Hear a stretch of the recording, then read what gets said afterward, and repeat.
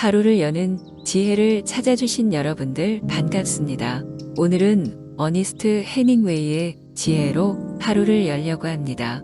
오늘 하루 어제보다 조금 더 나은 하루이기를 바라면서 해밍웨이의 지혜 지금 시작합니다. 남이 말할 때 완전히 귀를 기울여라. 대부분의 사람들은 남의 말을 경청하지 않는다. 마음을 털어놓는데 조심하라. 오직 몇몇만이 진심으로 걱정해 줄 뿐 나머지는 그냥 궁금해 할 뿐이다. 무조건 나이가 많다고 현명한 것은 아니다. 조심성이 많아지는 것이다. 편협성이란 유상한 것이다. 편협해지려면 자신이 옳다고 확신하고 그 확신과 정당성이 무엇에도 절제되지 않아야 한다. 절제란 신념의 이단 같은 적이다. 악에 맞선다고 해서 그대가 선한 것은 아니다. 태양은 또 다시 떠오른다. 태양이 저녁이 되면 석양이 물든 지평선으로 지지만 아침이 되면 다시 떠오른다. 태양은 결코 이 세상을 어둠이 지배하도록 놔두지 않는다. 태양은 밝음을 주고 생명을 주고 따스함을 준다. 태양이 있는 한 절망하지 않아도 된다. 희망이 곧 태양이다. 우리 모두 부서져 있다. 그렇기 때문에 우리 안으로 빛이 들어올 수 있는 것이다. 만일 우리가 여기서 승리한다면 어느 곳에서도 승리할 것이다. 이 세상은 멋진 것이며 싸워볼 만한 가치가 있기에 나는 이 세상에서 떠나기를 대단히 싫어한다. 사람은 모든 길을 갈 수는 없다.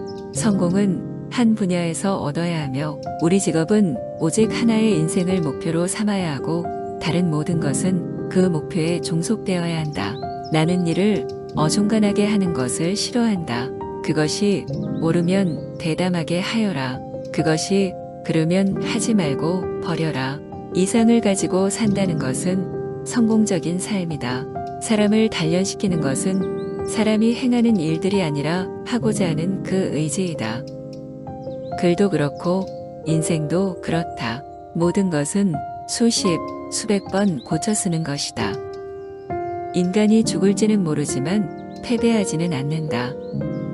세상은 그 어떤 사람일지언정 부러뜨릴 수 있다. 하지만 부러지고 난 뒤에 더 강해지는 사람들도 있다. 그 사람이 바로 위인이다. 실패하는 사람들의 대부분의 원인은 바로 자기 불신에 있다. 바보는 늘 같은 실수를 되풀이하는 반면 똑똑한 사람은 늘 다른 실수를 한다. 기회란 쇠를 다듬은 것과 같다. 쇠가 다 달아올라 두드리는 것도 좋지만 쇠를 두들겨서 달구는 것이 진정한 기회를 만드는 것이다. 그것을 하러 찾아갔다. 그것만 생각하고 그것만 해내면 된다. 당신이 행동하기 전에 들어라. 반응하기 전에 생각하라. 소비하기 전에 벌어라. 비판하기 전에 기다려라. 기도하기 전에 용서하라. 포기하기 전에 시도하라. 타인보다 조금 더 낫다고 훌륭한 것이 아니다. 과거의 자신보다 더 훌륭해진 것이야 말로 진정으로 성공한 것이다. 도덕적이라는 것은 우리가 그것에 대하여 좋게 느끼는 것이요. 부도덕이라는 것은 우리가 그것에 대하여 나쁘게 느끼는 것이다. 이것이 도덕에 대해 내가 아는 전부이다. 당신이 더 이상 잃을 것이 없다면 인생은 살아가기가 그리 어렵지 않다.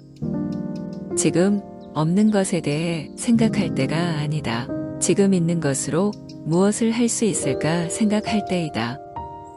상대방을 믿어도 되는지 알아내는 가장 좋은 방법은 그들을 먼저 신뢰하는 것이다. 나에 대한 사람들의 평가는 내가 스스로 어떻게 평가하느냐에 좌우된다. 나는 이제까지 땅을 사랑해왔다. 땅은 언제나 인간보다 좋은 것이다. 인간은 일시적으로 겨우 소수의 사람들밖에 관심을 가질 수 없을 것이다. 인간은 상황과 이유를 불문하고 항상 자신의 감정을 숨기곤 한다. 하지만 고양이는 그렇지 않다. 가장 고통스러운 것은 누군가를 너무 사랑하는 과정에서 자신을 잃고 자신이 특별하다는 사실마저 잊는 것이다.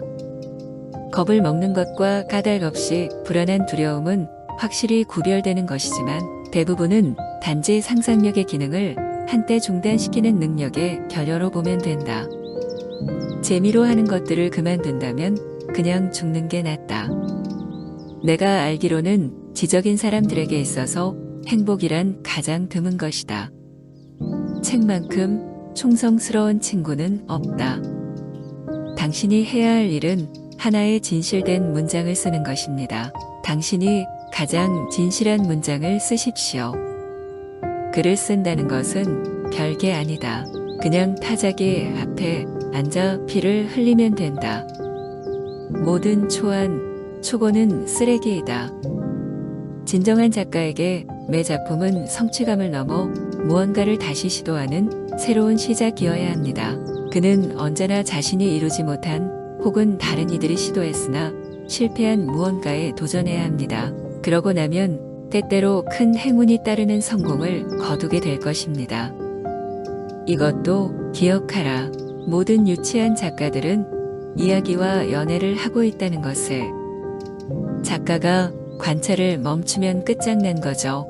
하지만 의식적으로 관찰할 필요도 없고 그게 어떤 쓸모가 있을지 생각할 필요도 없어요. 어쩌면 처음에는 그럴 수도 있죠. 하지만 나중에는 눈에 보이는 모든 게 알고 있고 고아운 것들이 모인 커다란 저장고로 돌아갑니다.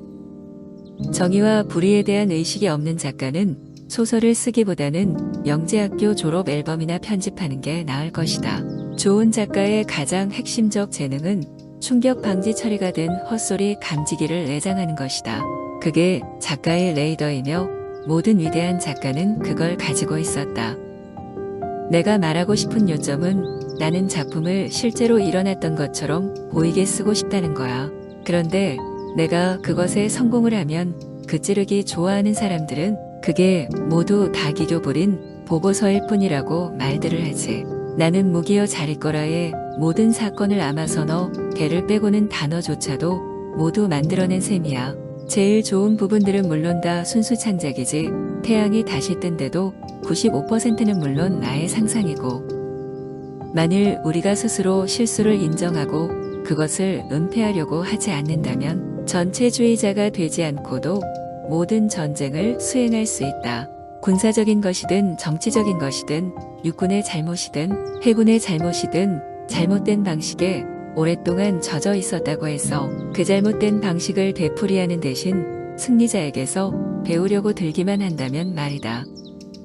난 내가 죽인 사람들의 수를 상패에 수처럼 세거나 총에 칼집을 내서 표시하는 따위의 더러운 짓은 하지 않겠어.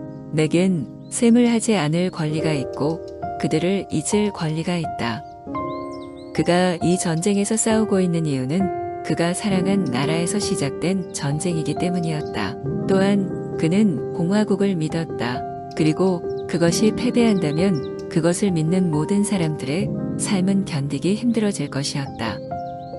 오늘 영상은 여기까지입니다. 좋은 하루 되세요.